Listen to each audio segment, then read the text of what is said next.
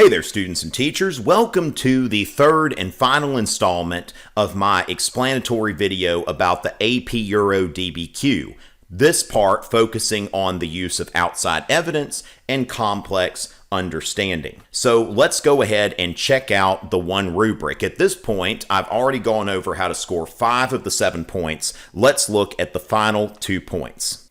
So first of all, outside evidence uses at least one additional piece of specific historical evidence beyond that found in the documents relevant to the argument about the prompt. The response must describe the evidence and must use more than a phrase or reference. This additional piece of evidence must be different from the evidence used to earn the point for contextualization. So you have already employed some outside evidence in your first paragraph, but that was to give context. Now, what you're doing now is employing a specific piece of evidence in order to advance your argument, not for the purpose of just letting the person understand the period, but showing the reader that I've got a piece of evidence that I can put in there, kind of like it's another document or something like that, okay? I'm using an additional piece of evidence as I would use a document in another place. So to clarify, in order to count for outside evidence, you must use one piece of specific evidence that, note specific evidence,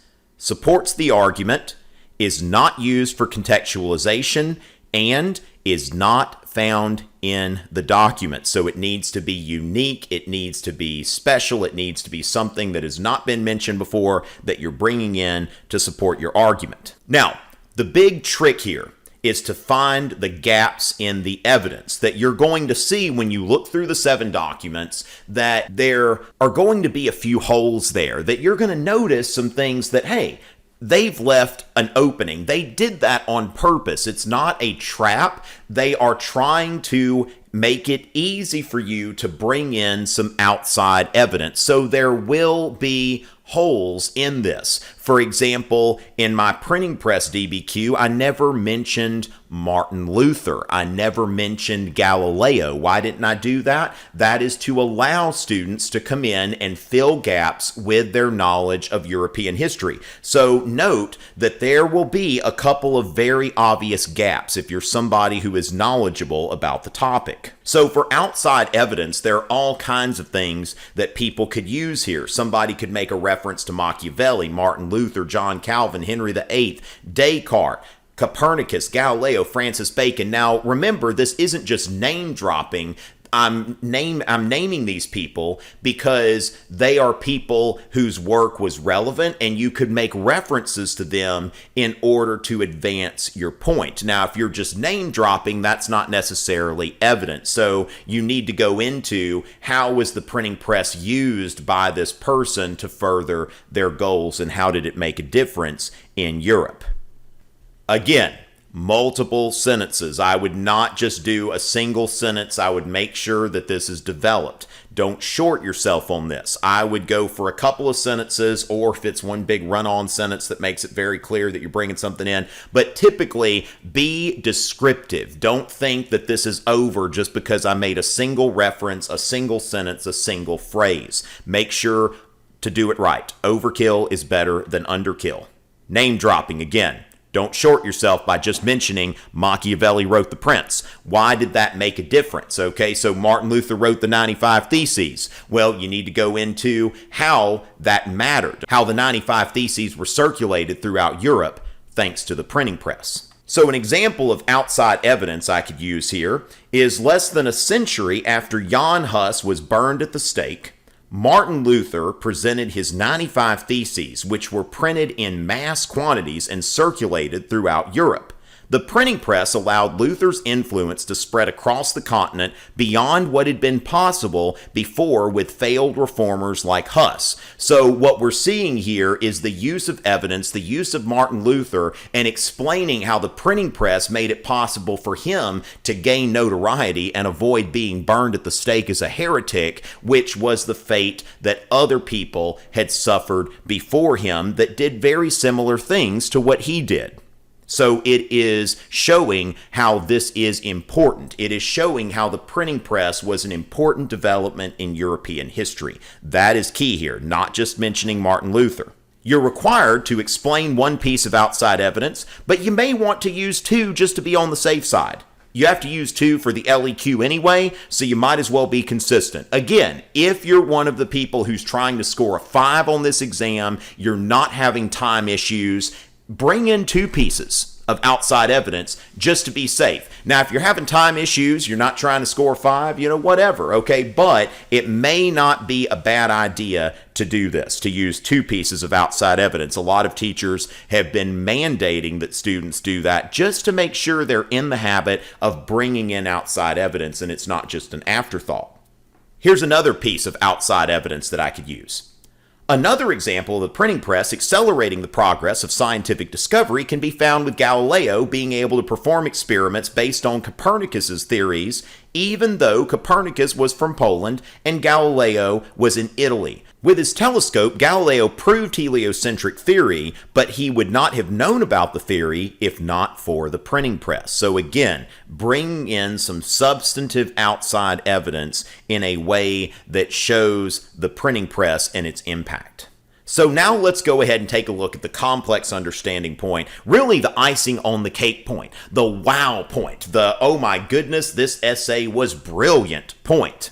There are several ways to earn this point. A student earns this point by demonstrating a complex understanding of the historical development that is the focus of the prompt, using evidence to corroborate, qualify, or modify an argument that addresses the question. Now, you could see in this the argumentation point on the previous rubric, but it has some other stuff added in. Again, several ways to earn this point.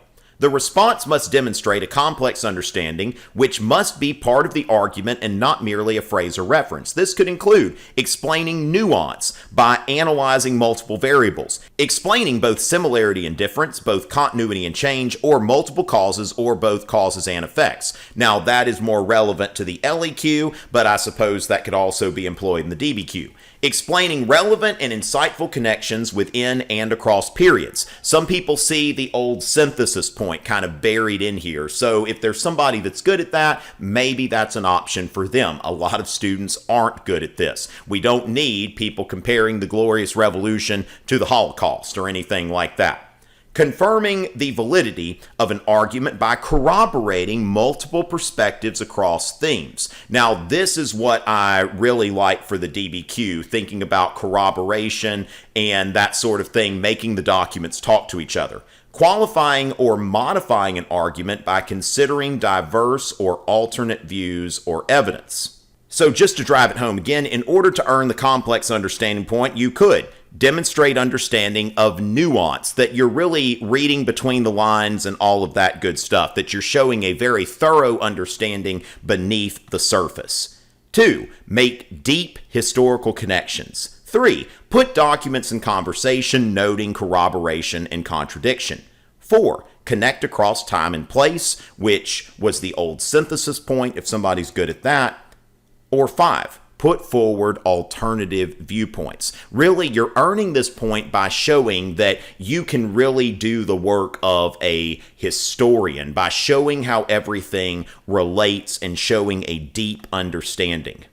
Now, what I prefer to do here is to focus, okay? As far as teaching, or if you're a student, focus and decide in advance how you will earn this point. Or if you're a teacher, how will you teach students to earn this point? Because I think it could be confusing if you think of, oh, I'll do one of these 5 things.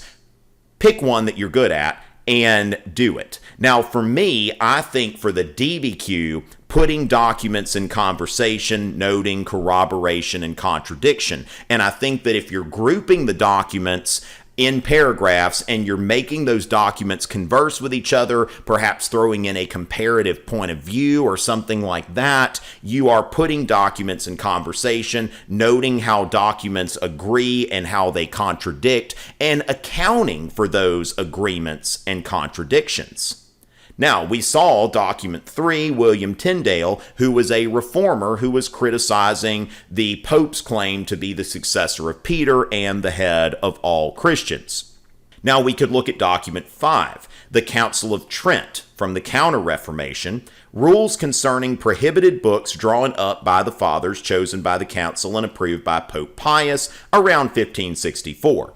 The books of those heresiarchs who after the aforesaid year originated or revived heresies, as well as those who are or have been the heads or leaders of heretics, whatever may be their name, title, or nature of their heresy, are absolutely forbidden. The books of other heretics, however, which deal professedly with religion, are absolutely condemned. Those, on the other hand, which do not deal with religion and have by order of the bishops and inquisitors been examined by Catholic theologians and approved by them, are permitted. Likewise, Catholic books written by those who afterward fell into heresy, as well as by those who after their fall returned to the bosom of the church, may be permitted if they have been approved by the theological faculty of a Catholic university or by the General Inquisition.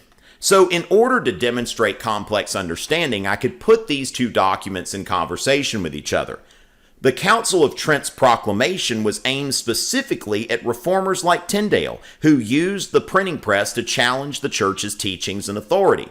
Church officials hoped that by condemning works like Tyndale's, they could stop these works from being circulated and read. Because of the printing press, the church could no longer be as successful at putting down challenges as they had been before the printing press. So by saying this, I have demonstrated that I can not only put documents in conversation with each other, but I can really delve into the nuance. Now, I'm doing all kinds of stuff here. I'm even going into purpose for that document, but this is really kind of a capstone point. Now, one thing I want to bring home is not every student will necessarily do this. Not every student's going to get a 5 on the exam. Some of you will. I wish everybody did, but it's not going to happen. Teachers generally agree this point is probably not for everyone. This is the most difficult to earn. So in most cases, this will be the 6th or the 7th point that a student earns because it shows that it's going beyond just looking at the documents, organizing them, going beyond the simple and going into the complex. So only the most advanced students will earn this point, and that's okay. You can pass the exam without earning this point. Now, if you want to make a 5, it would be in your best interest to earn it. So, as far as this is concerned, this wraps up the free video, but I'm going to be delving deeper into all of this stuff in my 8-month writing clinic. Please check it out at tomritchie.net, and thank you so much for watching my videos on YouTube. It's always a pleasure.